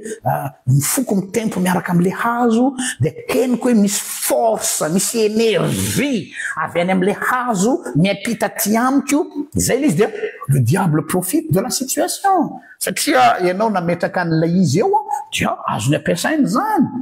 ohatr'izay koa ny rano tadidinareo ngamba nao anatin'ny filazantsara nisy croyance ohatr'izay tamin'izao saosy tamin'ilay lehilahy narary ny paralysis teo moron'ilay piscine tao BDSD hoe ozy de saosy teo sitrana va ianao de ozy le lehilahy eny zany matoa hoe teo sitrana fa tsy mba misy olona mibata rehefa etsehina ny rano satria araky ny croyance jereo tsara de hoe misy anjely hony avy any an-danitra midina dia etsehin'ilay rano de zay olona voalohany miroboka misitrana tanareo le izy lasa zay le izy or tsy manana vertu thérapeutique mihitsy le rano fa mitovy amin'ny rano station source thermale kanefa rehefa ametrahanao finoana sy ny sainao milaza fa misy fanahy io dia tena ho ampiasainy devoly tokoa zany hoe tonga le malin qui va profiter de la chose le zavatra tsy misy fanahy miasa mihitsy hatramin'ny voalohany fa noho ianao nanolotra an'le dame nature eo ampelantanan'ilay ratsy le malin natolotra ho azy tsy na le izy ka dia ararotiny tsara mihitsy bon merci beaucoup Jean-Luc ho hitan'la tsara fa haiko ny mampiteny an'io vatakazo io haiko ny mampiteny an'io rano mangotragotraka io haiko ny manao zavatra eo dia tratra en joue avec lalao am'le nature atsika dia isika ihany ny fiterany rehefa avy eo donc mipetraka ny fantany d'où vient le mal ça ne vient pas du diable ça vient de moi ça vient de toi zay zany le resaka catastrophe resaka nature tsy jana ela be atsika fa iroso amin'ny le malin satria mbola ho avy le malin ilay ratsy na ilay fetsifetsy ratsy tandaro fa tonga dia mifampitohy tsara transition le izy aty amin'ny le devoly ray langue zany nataoko fananina mihitsy miteny an'tia manaraka ateorina ary tsy napiasa terme hoe devoly satria le terme hoe diable démon dia mety mievoke zavatra be dia be ao anatin'ny saitsika ho an'ny olona sasany dia hoe zavatra ny foronina tamin'ny moyen âge io izay personnifiena hoe fanahy fa ny foroniny zala tamin'ny moyen âge mba ampitahorana ny olona hanaraka ny fivavahana misy tokoalo zany misy olona ny exploité an'io resaka démon io mba ahafahana mahazo olona eo ambany vahoan'ny fivavahana fa tsy personne tena zava-misy io na tiatsika na sy tiatsika dia fananiko misy tsy nampiasa le terme hoe démon fa ho zay le malin lay fetsy ratsy satria araka le teniko teo hoe ny transférentsika nakany amin'ny malheur atsika rehetrarehetra ny fahorintsika rehetrarehetra ny fahoriana eto amin'ity zao tontolo zao ty nalefatsika any aminy hoe izy ny source an'le zavatra satria manamora mety miarranger atsika le izy dia ny fantanina mipetraka dia zao movea ny devoly tokoa no fototry ny faharatsiana eto amin'izao tontolo zao est-ce que le diable est l'origine du mal dans le monde za manokana zany ça ne tient qu'à moi dia ny filazanany zany ny fitenenana fa izy no loharanony faharatsiana dia mametraka ny devoly eo ambony toerana ambony toerana tsy sahaza azy, toerana tsy mendrika azy fa lasa mireconnaître isika ny atao hoe fahefany isika am'izay fotoan'izay. Tsy mi-sous-estimer hoy aho fa lasa mireconnaître aminazy ho manana pouvoir am'ity zao tontolo zao ity. Or c'est un menteur. Le diable est le père du mensonge. Rainy langa. Ny marainy langa azy de misandoka ho tompony izy kanefa tsy tompony. Or isika indray no mametraka azy amin'ny toerana maître hoe ny faharatsiana miseho eto ambony zao tontolo zao, zany hoe tonontsika dao zao ny aretina catastrophe ny zavatra tonontsika rehetrarehetra dia c'est le diable. Ohatrany hoe manome bravo azy hoe mafy le tsela, tena mafy ela. Ahoana moa izy tsy botsiny? Ary tena ho resiny toerana hoe merci fa tena apetraka reo ty amin'ny place d'honneur azy zany. Zay ny zavatra problème ao anatin'ity zavatra ty. C'est trop d'honneur amiko ny filazana hoe ny faharatsiana de avy aminy. Mbola veriko ndray hoe c'est le père du mensonge. Rainolagna izy mamitaka dia ny zavatra ho ataony izy rehefa tanareo tamin'izao sosy izy niteny hoe miakofa eto amiko fa omeko anao zao tontolo zao, tanareo misandoka ho tompony. De rehefa Jesosy miteny hoe enao no miakoka amiko fa tsy zany miakoka aminao satria tsika sy anao tsy mifandanja fa izy enao. Tu n'es qu'un usurpateur. Le diable, c'est un usurpateur. Pisandoka, pisoloky, zay ny devoly. Ary dia mangataka am'izao tontolo zao izy ny hoe mila mandalo amiko anareo raha te ho tafa. Mila mandalo amiko nareo raha te ho tafita. Raha tsy manaraka ny faharatsiana, zany hoe midikte anao zay mila mpanao ny ratsy, zay le mahatonga hoe fa maninona ny ratsy no manjaka satria ny olombelona nanaiky ho fitahana. Isika no nametraka an'le pouvoir eo ampelantanan'ny satana dia isika ny foterany rehefa avy eo. Fa raha ny marina tsy manana fahefana akory izy na singa ambolo iray aza. Fa c'est nous qui lui avons donné ce pouvoir. Isika no nanome azy an'io toeram-boninahitra io, isika no nanome azy an'io toerana ambony io dia tonga am'le fitenitsika manao hoe kakeriny amboa kely tiny raha olombelona. Kakeriny amboa kely tiny izy de hoe tena mijaly be apastera fa ampijaliany devoly fa maheriny devoly. Naso aloha ndao dinina kely zany teny zany tena zay ve sa enao no nanome azy an'ilay lakle dia foterany rambony ianao avy eo. Izay le problème. Ivereny lay ao anatin'ny karentsika zao ivereny lay devoly nanandrak'andrana hoe miakofa eto anatrehako fa meko anao zao tontolo zao misandoka ho tompony. Ary io no tiako tena tsindrina amintsika kristianina na tsy kristianina aza. Misy le mal, le malin miseho tompony ty tany ity. Ary ao ambadiky le miseho tompony de hoe raha tsy mandalo aminy, zany hoe manaraka ny fanaony, miditra amin'ny jeune, maninana ny zavatra omeny, zay ianao vao mety mahita mangirana eto amin'ity tany ity. Izay le lainga voiziny de hoe ary naomby io lainga io. Matoa ny ratsy manjaka. Isika ohatsy miteny hoe raha misy Andriamanitra maninona no manjaka ny ratsy, azafady tompoko lahy sy tompoko vavy. Iza no nanome an'ilay lakle eo ampelantanan'ny satana. Iza no nanome an'ilay pouvoir. Iza no nanome an'ilay autorité. Azy. De avy eo nefa antsika miteny hoe raha misy Andriamanitra maninona no manjaka ny ratsy. Mais attends. On se moque de qui là? Zay le izy hoe prenons notre responsabilité. Fa tsy tonga dia malaky tonga de mitady lalana ohatr'izay foa. Izay no mahatonga azy lazaina hoe le malin fetsy ny devoly. Fetsy. De manararoatra izy miprofite anao noho ny tsy fahalalanao ohatra. Mety misy ignorance. Tsy fantatra hoe misy ane ny cause à effet hoe ny aretina vokatry ny zava-misy dia lazainy olona fa hoe dadara mila dadara be fa zao de fa zavatra azo vahana tsara le izy. Tadidiko tsara tamin'ny toerana voalohany ny asako tany Madagasikara. ty ny trano petrahako trano pitandremana dia atao ambadika akato ny pitaiza dadarabe miara-mipetraka zahay zany hoe fanolobodorindrina azonareo an-tsaina ve zany scénario zany mifanakaiky ohatr'izao zay dia ny zavatra nisy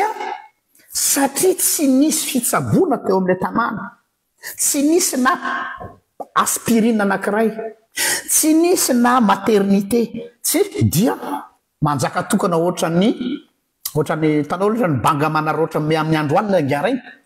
satria ny olona sans défense dia mahombo ny discours ny hoe aty amiko ny vaolana dia nakandolo ny olona dia miresaka tamin'ny fiangonana hoe raha tiatsika ny andresena anty dadarabe ity tsy tafika masina no andresena azy gagagaga dolo ny mpiandro pastera tsy nao tsika anao tafika masina manao akanjo mpiandro dia mamoaka devoly eraky ny tanàna non andao atsangana ny dispensaire ahoana koa zany raisonnement ny rapasy zany andao atsangana ny dispensaire hitady lalana atsika tsy manambola ny fiangonana hitady lalana atsika soron'andriamanitra tafatsangana le dispensaire tamin'izany fotoana zany amin'izao moa sy tsy fantatry ny etany ihany lasa nisy maternité lasa nisy dispensaire mba nisy zavatra le strict minimum amin'ny soin tonga dia niena avy hatrany ny chiffre d'affaires ny dadarabe resaka sérieux ty tonga dia niena ny chiffre d'affaires ny dadarabe satria ararotiny le devoly zay le mahamalay azy mahafetsy azy ararotiny tsy fahalalan'le olona dia misandoka ho tompony izy dia voatery mandalo ao ambany daholo ny olona rehetrarehetra dia manjaka tokana ny ratsy d'où vient le mal azonareo am'izay ngambany dia zay maharay ny lainga azy mahafetsy azy nampianarina ny olona nampianarina namaky teny nampianarina ny mpianatra nanao cours du soir spécial ho an'ny ankizy aho amina langue satria le problème le ankizy zany misy fahatarany par rapport ny any amin'ireny vohitra dia rehefa manomboka cultiver dia efa manomboka manana réflexion dia tsy mora fitahan'ny olona amina fanambakany ataondry zalahy dia hitanareo fa dia mazava ho azy eo koa ny fivavahana misy aloha ny dimension spirituelle za tsy mandà fa rehefa tena zoinao sy kanenao ny fanararotana ataon'ny le malin eo anivon'ny fiarahamonina dia ignorance tsy fahalalana sy resaka irresponsabilité dia manjaka ny ratsy io azontsika io modèle type io azontsika transportena eo anivon'ny firenena inona ny mahatonga ny tsy fanaran-dalàna sy ny faharatsiana manjaka eo anivon'ny firenena dia satria on est dans l'ignorance de nos droits tezaina sy beazina le vahoaka tsy halala ny zoany tsy mahafantatra ny lalàna io no mahatonga miteny eto amin'ity pejy ity hoe mitsangana ianareo mahafantatra zavatra beazo tezao ny vahoaka fa rehefa fantany ny zoany fantany ny lalàna miala ao anatiny atao hoe obscurantisme ny vahoaka dia tsy azo lalaovina izy fa tsy hoe rovina reny ny firenena ity mba ho afaka amin'izao loza zao hoe rovina ne ty firenena ity ho afaka amin'izao fahantrana zao hoe dia on attend un messie mais non c'est pas là d'où vient le mal c'est plus profond dia hitentsika hoe ka ny mpitondra manao ny ataony ka ny mpitondra fivana manao ny ataony oui possible kanefa ny problème isika zay manana ny fahalalana ny domaine atsika tsy miéduquer ny vahoaka mampahafantatra azy hoe io zavatra ambany taninao io ane ka azo atao an'izao hoe ianao ane ka manana zo am'izao fantatrao moa fa zao ny droit anao tsy fantany zany tadidiko tsara tam'izany asa zany ambanivohatra ny 2 tiers ny fotoana koa en tant que pasteur gaga anareo fa tena 1 tiers ny asa pastoraly mifandraika amin'ny fiangonana mampivavaka mampandray sisisy fa ny andro toko-piainako dia mandray olona ao trano dia sy tonga avy any le tambanivohatra dia manontany ody rapasy ty misy jugement grosse avy any amin'ny tribunal nandresy ve aho sa tsy nandresy fa miady tany am'le anadahako atsy na le ravaviko atsy de vakiko lay jugement de zao nandresy ianao i Ramsey ay ve za nefa ozy izy lazay ny fianakaviana hoe resy aho tanareo le izy le ignorance ny crée pauvreté fantrana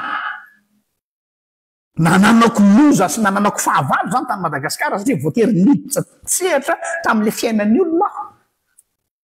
hatraminy hoe misy tanyn'olona amidy de hoe faly ery le ramatoa avany dadapasy ny taniko ato misy mividy 25 millions zay moa le terme le tambanivohitra million de tsy mbola naheny terme million izy fa ohatrany bola be zany million zany de ho za hoe or nentoa moa tsy hoa satria fa ray aman-dreny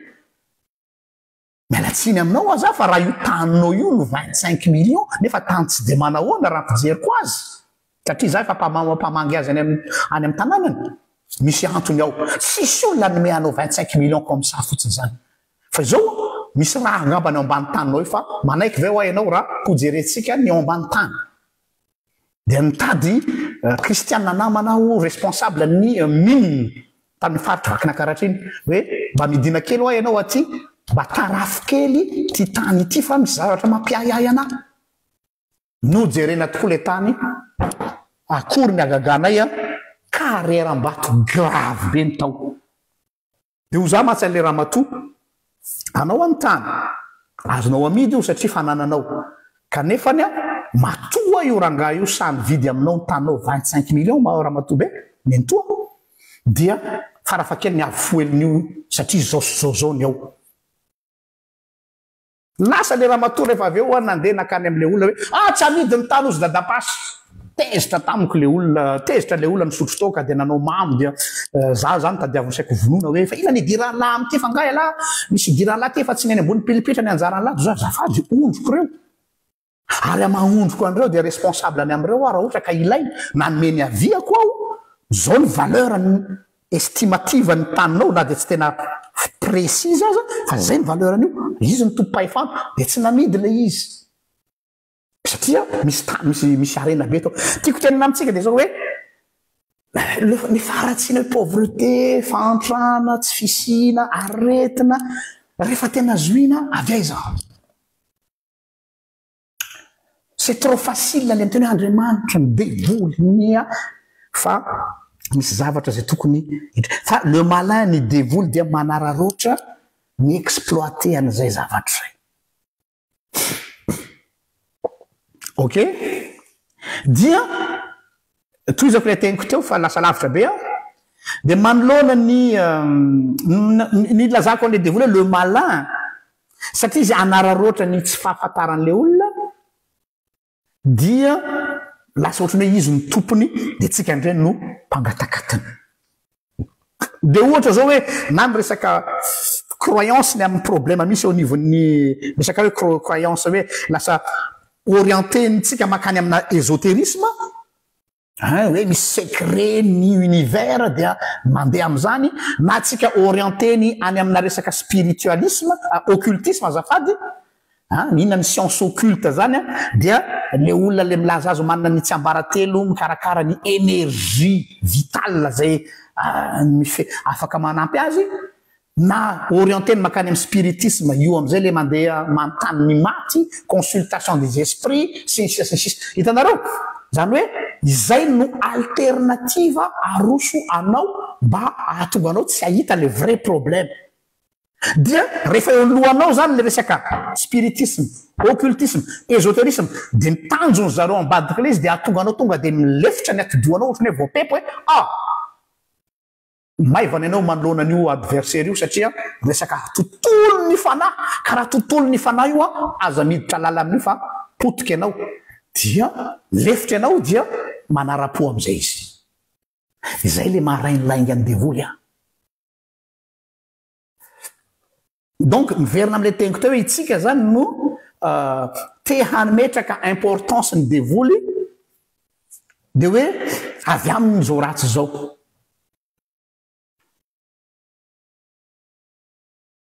anankiray ihany koa ao anatin'izay démarche atsika zay dia amiko dia ny filazana avy amin'ny devoly ny faharatsiana dia fanomezana importance ny devoly ary ilazantsika hoe na Andriamanitra aza tsy souverain ntsony tsy manana ny fahefany afaka mifehy na mametra ny faharatsiana. Tia metraka fanontaniana aminareo hoe ozisitsika raha ny foanan'Andriamanitra ny devoly zay masy ny veriberina matetika mialatsiny aloha fa mivoasy ozy ny olona hoe ka ny devoly ny fototry ny problema eto amin'ity tany ity pastera fa raha ny potehin'Andriamanitra ny devoly dia lamina ny raha olombelona tsy isy daholo zany faharatsiana rehetrarehetra lazainao zany fa ny devoly ny fototra sura ve nareo fa ny devoly ny fototra dia ametraka fantaninareo soyez honnête raha ametraka fantanina aminareo hoe supposons foanan'Andriamanitra androany ny fisian'ny devoly aringana zany devoly tsy isy tsony zany devoly zany move ny olombelona ho endry move ny olombelona hiova ataontsika hoe maty daholo zany Lucifer sy ry Belzebub sy ry tsy haiko tsony ny anarana mieritreritra ve nareo fa ny olombelona ho lasa hendry mieritreritra ve nareo fa ny olombelona lasa hiatsara dia iso betsika tsy mino an'izany satria tsy ny devoly ny source ny malheur ny source ny problème hoe satria c'est trop d'honneur metsika ny devoly zany fa le mal m grand m am'izay zay ho resahako eto amin'ny farany eto io no adversaire edivana le mal grand m no fahavalo fa c'est pas le diable ni Dieu diso adversaire tsika hiady amin'ny devoly hiady amin'Andriamanitra zay masy mahavoatsika io satria tsika zany hiaran'ny injustice hiaran'ny tsirarina hiaran'ny maladie orpheline hiaran'ny fanararotapahefana dia fetsiny devoly braken'ny basinao hiady amin'Andriamanitra zany tsy tian'Andriamanitra tsony tsy vavaka tsony refa Andriamanitra tsy rao Andriamanitra ratsy zao raha nisy Andriamanitra mani zay de faly devoly alefaso soit brakeny any aminazy ko hoe zany ka enjany za miakoka amiko ianao de brakeny aminy fa ny cible anao tsy any amin'le vrai problème ary zay ny afetseny diversion aussi diversion makany amin'ny faux problème fa tsy le vrai problème de inona nefa le vrai problème le mal grand thème idiratsika am'izay io zany eto fa alohany idirako dia zao hoe ny fitenenatsika hoe Andriamanitra mahery manana ny fahefany afaka mandrava afaka manaisotra ny faharatsiana fa maninona tsy tonga dia en un seul claquement des doigts dia tonga dia miala daholo ny faharatsiana rehetrarehetra misy eto amin'izao tontolo zao na en un seul claquement des doigts dia potika satana dia tsisy problème tsony tsika fa sambatra be daholo tsika mianakady izay ny fihevereratsika azy dia izao ny Andriamanitro tsindriko am'izay ny Andriamanitro ny Baiboly izay vavako tsy mitovy amin'ny Andriamanitra rehetra inona ny mahasamy hafa azy ny Andriamanitra rehetra rehefa te hametraka ny fahefana izy ny atao hoe toute puissance amintsika olombelona sy ny finoana samy hafa dia hoe izay tsy manaiky ahy izay tsy miakoka amiko dia potehiko tsy hisy izay ny raisonnementsika izay tsy manaiky ahy izay tsy miakoka amiko dia potehiko tsy hisy na n'Andriamanitra ndray anefa dia Andriamanitra miaccepte ny olona zay tsy manaiky azy Dieu laisse Dieu permet à ses adversaires d'exister izay totale liberté zay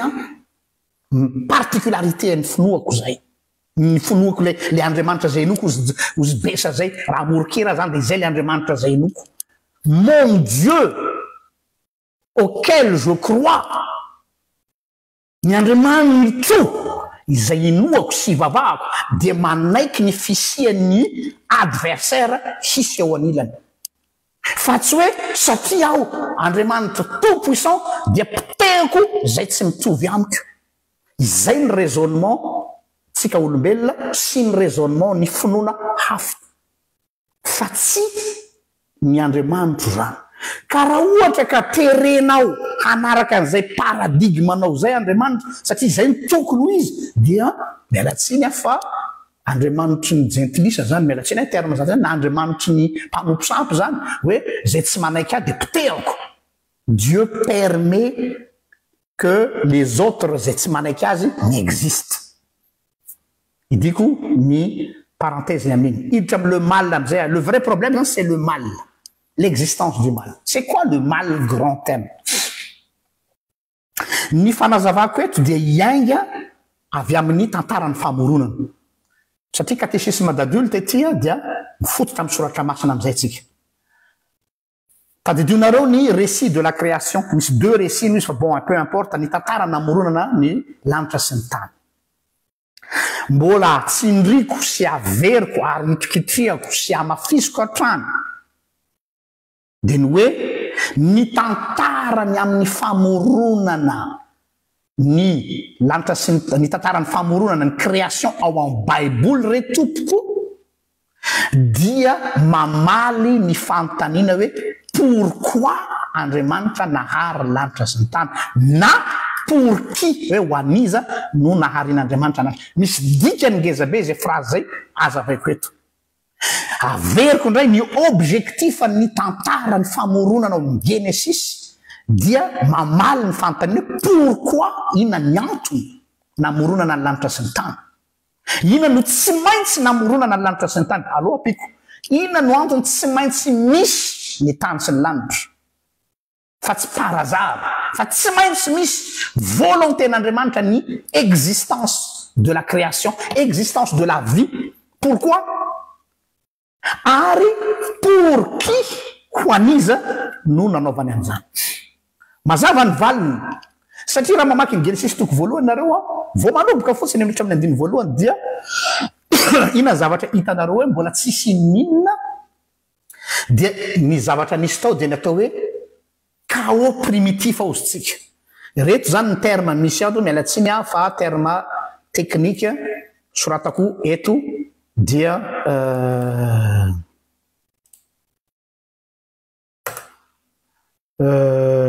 io chaos primitif faharavana tsy faharavana chaos primitif zany hoe zavatra chaos tanareo zany chaos zany désordre primitif zany hoe talohan'ny fisian'ny existence dia tsisy ninona na koa tohu-bohu ozy izy ny théologiana zany hoe avy amin'ny teny hébreu le izy tohu-bohu zany hoe vide le néant mitovy zany néant vide tohu-bohu chaos primitif. Rehefa maky ny Genesis toko voalohany dia zao hoe misy évidence mazava be ao hoe izay matetika inian'ny olona mody tsy hita sy mody ialan'ny olona pa satria manelingelina en même temps ny mpivavaka ary manelingelina en même temps ny olona tsy mino. Eto tsy diko tsara misy évidence mazava be ao amin'ny Genesis toko voalohany zay tsy tian'ny mpino kristianina na mpivavaka fa midéranger azy ary tsy tian'ny olona tsy mino ihany koa zany hoe les deux camps samy concerné am'ty zavatra ty. De inona zany? Efa nisy ny atao hoe réalité précréationnelle. Zany hoe efa nisy réalité talohan'ny zavaboary. Ao réalité précréationnelle afilazako an'izany. Ny mpivavaka mantsy ny kristianina sasatsasany tsy manaiky an'io hoe ny fiandohana zany hoe tsy misy zavatra zany talohan'ny ny origine. Non. Vakio tsara ny Genesis toko voalohany dia mazava tsara ny filazany hoe tamby voalohany dia tsy nisy ninona zany hoe avant le commencement mialohan'ny fiandohan'ny fiainana tsy diko tsara dia efa nisy ny atao hoe réalité précréationnelle zany hoe réalité ny zavatra nisy talohan'ny famoronana. Ino io réalité io chaos primitif tohu-bohu zany hoe vide néant. dia mazava be mivolazany texte tao amin'ny Genesis toko voalohany fa alohan'ny fisian'ny atao hoe fiainana na aina bios avant ny fisian'ny aina atao hoe bios avant la vie le début de la vie na bios avao tsara fa misy terme anankiroa ilazana ny atao hoe vie misy ny atao hoe bios vie ary misy ny vie atao hoe zoé samy hafa reo avant ny la vie bios dia misy an'ity voalazo aketo ty hoe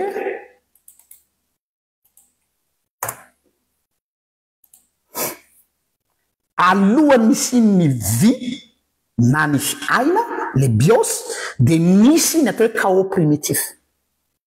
io na ny scientifique aza izay manazava ny théorie de Big Bang hoe nanomboka teo amin'ny Big Bang ny début ny zavatra rehetrarehetra satria atreo amin'io ny farany fa alohan'io dia voalazany zareo tsara fa io ny fetra farany azo aza calculer na mathématique satria misy atao le mur de Planck io mur de Planck io ny farany azo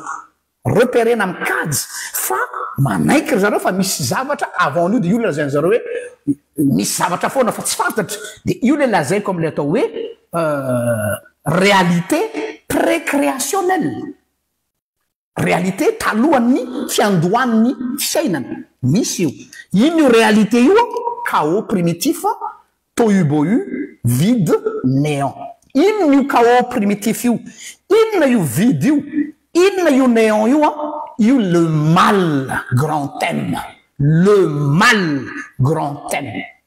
le mal c'est le désordre tsy misy ninino faona sady tsisy endrika le désordre le chaos et c'est ça le mal io mal io c'est pas le diable c'est pas Dieu c'est pas enfin c'est ça c'est le chaos nous avons une création na ny famoronana dia synonyme ny atao hoe existence rehefa miteny anao hoe famoronana na création dia manambara existence ny fisiana tsy dio tsara ny fisiana dia rehefa miteny existence ianao dia exister c'est être n'est-ce pas exister c'est être être animal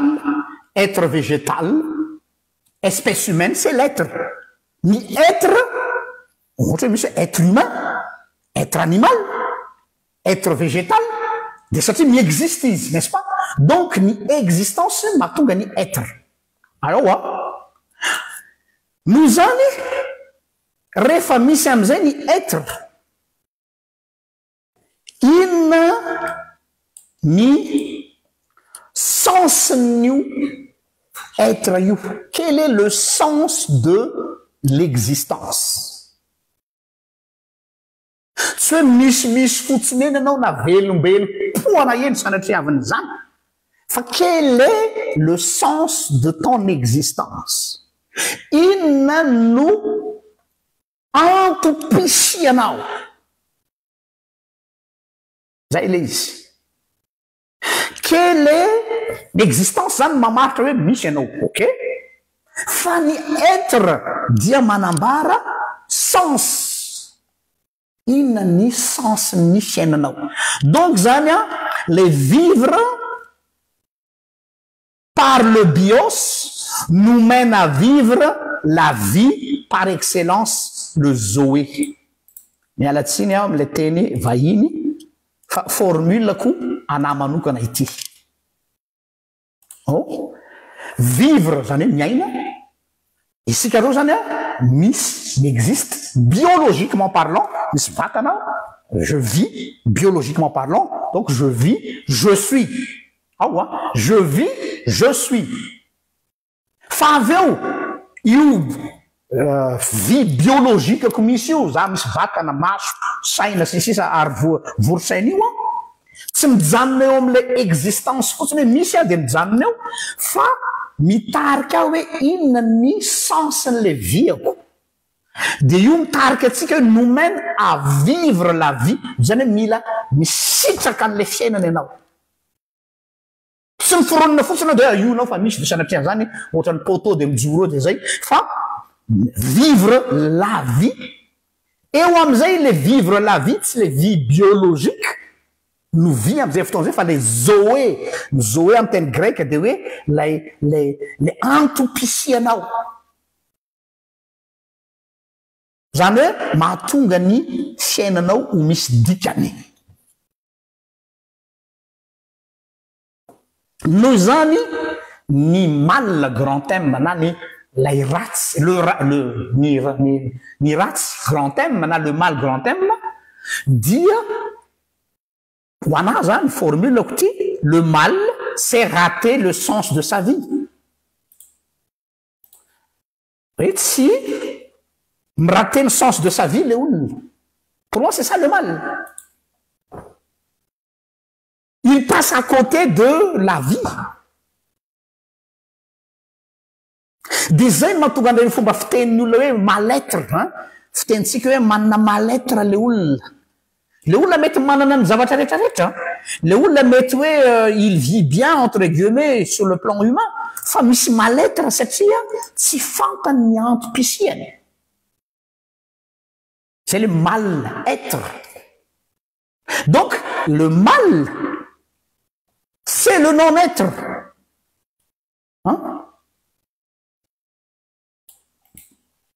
zay zany le mal c'est le non-être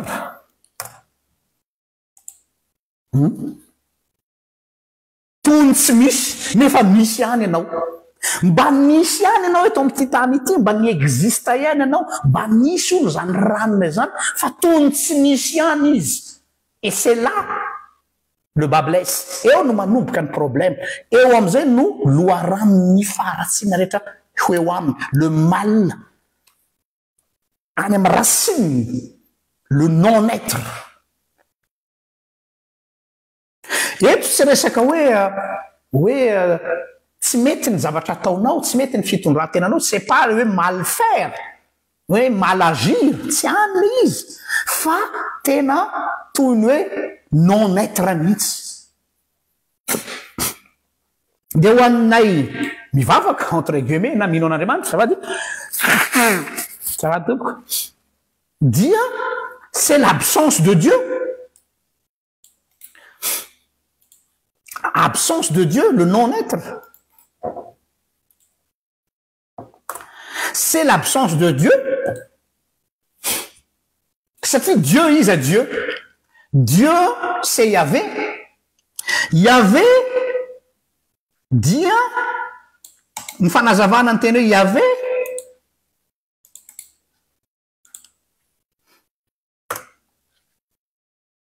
ny fanazavana le teny hoe Yahvé dia hoe le tétragramme zany dia avy am'le teny hoe avy amin'ny racine hoe yah le être l'être le verbe être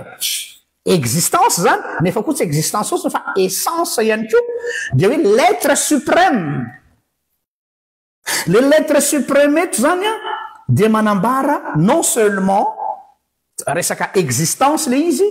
fa manambara ihany koa ny sens de la vie de ozy tsika raha tadidinareo misy vidéo nataoko zay vo tsy haiko ray volana zay sa rotokom-bolana voaingana de ho zaho hoe non oui tsy hoe non fa ho zaho hoe marina fa tsy voatery mila an'andriamanitra tsika vo afaka miainy be deabe ny teny hoe za tsy voatery mino an'andriamanitra tsy voatery mila an'andriamanitra de afaka miaina ara-dalàna tena marina ny anao ny asa ianao ny velona ianao ny karama ianao ny anatra ianao tsy mila an'andriamanitra ianao de afaka miainy oui je peux vivre sans Dieu ho iaho tam'izay fotoana zay fa saingy zao ny absence de Dieu dia l'essence de ma vie no problème inona ny sens ny fiainako io averiko je peux vivre sans Dieu afaka miaina tsara aho tsy isy an'andriamanitra araky ny teninao hoe za dia tsy mino an'andriamanitra tsy mino ny fisin'andriamanitra miaina tsara aho oui miaina ianao biologiquement parlant fa nifantany napetraka hoe manahoana ny zoe anao manahoana ny sens ny fiainanao eo am'izay mipetraka ny problème donc hamaranako an'ity famelabelarina zay ataoko ty de zao hoe ny ratsy zay ataotsika na ny fahotana zay tanteratsika zany a dia ny tanjony dia nitarika atsika ho any amin'io chaos primitif io hitarika atsika ho any amin'ilay désordre primitif na le mal grand thème io donc ho ana pino tsy ndreko tsara le izy ho ana pino am'izay a izaho pino ho andresako a tsy miady amin'ny fahotana aho mba ho famonjena ny fanahiko satria ny famonjena dia efa vitan' Jesosy teo amin'ny fijaliana tsy izay ihany no zava-dehibe ho aho fa ny antopisiako eto amin'ity tany ity zany matoa mbola velona matoa mbola apetrak'Andriamanitra eto amin'ity toerana misy aty sy mbola miteny aminareo eto dia zao a j'ai un combat c'est contre le chaos primitif io zany ohatrany hoe karazana zavatra misarika atsika ho any foana za de conscient hoe tsy ninona ho ataotsika marina fa nahana ho ezaka tohina atsika tsy ho resy mihitsy ny faharatsiny eto amin'izao tontolo zao ty tsy aminy resako za tsy olona manonofy atoandro akory na eny amin'ny abakabaka no mipetraka fantatro tsara fa izao ny antopisiako sy ny fisiako asiko sens ny fisiako asiko dikany ny fisiako mba ahafahana farafaharatsiny manalefaka ny faharatsina misy eto amin'ity zao tontolo zao ity mba tsy hatonga atsika ho lasany amin'ilay chaos primitif mihitsy satria io no migete atsika maraina atoandro rivo donc za zany raha manatanteraka zavatra tsara manao ny didy manatanteraka ny sitrapon'Andriamanitra c'est pas dans le but ho any an-danitra satria fa fiteniko foana eto hoe ny lanitra nana efa lova tsy zavatra katsahana c'est pas dans le but ahita sitraka amin'Andriamanitra hoe faly be Andriamanitra fa natanteraka ny didy folo le rangary non tsy mila an'izany za tsy mitady sitraka amin'Andriamanitra ny finoana ihany de ampy ary koa za tsy manao ny sitrapon'Andriamanitra mba ahazo fitahina satria zay matetika reo zavatra telo reo no mahatonga ny olona manao zavatra tsara mba ahazo sitraka amin'Andriamanitra mba ahazo fitahina amin'Andriamanitra ary mba tsy enjeran'ny épée Damoclès za tsy manana épée Damoclès zany ambony lohako satria efa vitan' Jesosy ny famonjena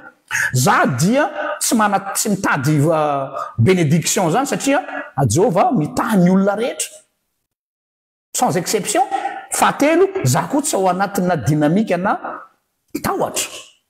hoe manao zavatra satria matahotra an'le Andriamanitra sao dia pedin'Andriamanitra non na hoe ho any amin'ny afobe non tsy zany mahatonga manao amin'ny sitrapon'Andriamanitra fa ny antony mahatonga manao ny sitrapon'Andriamanitra dia je combats le chaos primitif le désordre primitif le mal grand thème izay tea hitella ny fiainan'ny fiarahamonina sy zao tontolo zao tsy za no aresy azy fa ny faharatsina misy eto amin'izao tontolo zao le mal petit thème am'izay zany rehefa mitambatambatra ny mal ka raha vao tsy mitandrona atsika dia mitarika makany amin'ny le mal grand thème io le mal grand thème le chaos primitif le désordre primitif an'izy izay zany no antony hamonona tena raha ohatra ka antanareo ina moa ny antony mahatonga anao mahafatifatinao manao an'ity fandarana ity zoma zao androany mety manao vendredi magnifique ny sasany aminareo mety mba mitsilailay kely eny ampandrina na mandeha mitsangatsangana amin'ny tobile mirozirosy izy satria je suis là je suis passionné par ce combat satria le Andriamanitro dia Andriamanitra miady amin'io chaos io ny Andriamanitro dia miady amin'io désordre io ny Andriamanitro dia miady amin'io néant io izay ny antony namoronany ny création zany dia tokony manana objectif contre ny chaos noho zany ilaina ny famoronan-javatra ho anao zay mahay manao zavatra mona ataovy zany satria contributionnao contre ny chaos zany contributionnao contre ny désordre zany ny fanabeazana ny betebe ny fitsaboana dia contre ny chaos fa tsy hoe mba hatonga anao lasa prix Nobel de la paix na hatonga anao lasa prix Nobel scientifique de tady sitraka amin'io lasa bravo non raha vao zay koa dia misy fikendrena manokana ho anao le izy fa amiko ny zanak'Andriamanitra dia tsy mikaramany ho any an-danitra tsy manao an'izany rehetrarehetra zany fa passionné par le bien. Pour moi c'est ça être croyant. Pour moi être croyant c'est pas hoe ahoana reny ataoko atonga anao ho any an-danitra efa milamina ny any tena sako ny tena zany ny efa milamina any efa atao amiko ny tike fa ny any problème de ahoana ny atonga an'ity toerana zay misy aty mba halefaka au moins ny onjan'ny faratsiny mba tsy hanjaka tokana eo am'izay zany le fantany hoe maninona tsy tonga dia iradiken'Andriamanitra ositsika ny faratsina famazana satria Dieu nous a donné une grosse responsabilité important be zay zavatra zay ene pour qui mamala le fantany zay le création ho an'ny zany namorona zao rehetra zao rehefa vita ny zavatra rehetra dia clé en main ampianalitany n'olombelona hoe anjaranao mitondra an'io responsabilité humaine important be ao anatrehan'Andriamanitra satria io no afahantsika miady amin'ny chaos io no afahantsika miady amin'ny désordre io no afahantsika miady amin'ny atao hoe néant za zany raha manao zavatra tsy hoe mba olona tsara zany ka mba olona zany mba olombelona zany olona non ça ne m'intéresse pas qu'on me donne des titres honorifiques et au niveau fiarahamonina fa niady zao hoe je mène un combat contre le chaos autour de moi satria ny raiko ny Andriamanitro ny tompoko dia izay no antony nampisiany zao rehetra zao contre le chaos zay efa dia voninahitra ny eo an'Andriamanitra izay azy hatramin'ny taloha indrindra ka ho azy mandrakizay zay indray ary fa dia manasa antsika hivavaka satria catéchisme ity dia farana koa amivavaka izy saotra Andriamanitra no ity takariva nomenona ity indray ampatsay vonay mandrakariva ny tsy tena hoe ny andraikitra fa ny fahatsapanay ny asarobidy ny fisianay eto amin'ity tany ity tsy olona pikaramanady fotsiny hoe ny ho any an-danitra handositra fahoriana sy handositra ny problema fa ny antom-pisianay satria ny forononao zahay hanao tsara hiady amin'ny life ratsy sy hiady amin'ny faharatsiana sy hiady amin'ny ratsy izay tahitelona an'izao tontolo zao